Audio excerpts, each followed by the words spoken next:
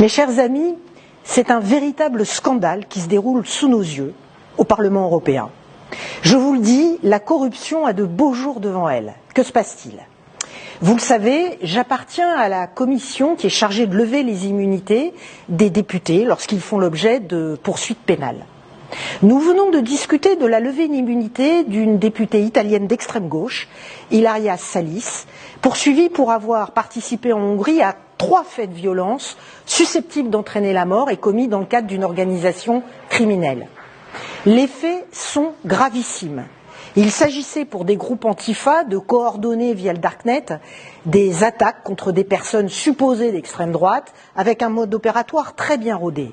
Surveillance, identification des victimes, achat des armes, préparation des itinéraires de fuite, attaque par des groupes cagoulés, par derrière, au domicile ou au travail de la victime avec des bâtons télescopiques, chronométrage de chaque opération par l'un des agresseurs chargé de déclencher les coups et de donner le signal de la fuite.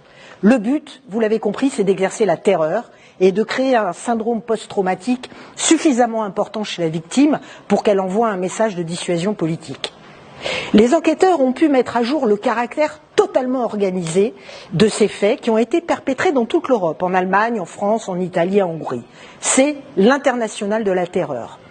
Au mois de février 2023, c'est à 3 de ces opérations punitives que la députée Ilaria Salis est accusée d'avoir participé.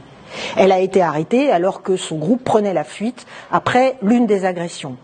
Voici le résultat de ces agressions. Voici de quelle façon ces hommes ont été blessés. Comme par hasard, sa candidature aux élections européennes l'année suivante est intervenue à l'initiative de ses camarades de lutte qui voulaient en fait la soustraire à la justice en la faisant bénéficier de l'immunité parlementaire associée au mandat de député. Eh bien, il faut que vous sachiez que la demande de levée d'immunité de cette députée a été rejetée par l'extrême gauche, par la gauche, par les Verts et par la droite. C'est un scandale absolu. Cela signifie que l'intéressé ne sera pas jugé le temps de son mandat, cela signifie que les victimes seront privées d'un procès et d'une indemnisation, et tout cela, les députés qui se sont opposés à la levée d'immunité n'en ont que faire, en réalité. C'est encore une énième tractation qui s'est déroulée entre la gauche et la droite. Sachez que la droite a accepté de couvrir cet élu d'extrême gauche contre le maintien de l'immunité d'un député issu de ses rangs. Voilà ce qu'est l'Europe.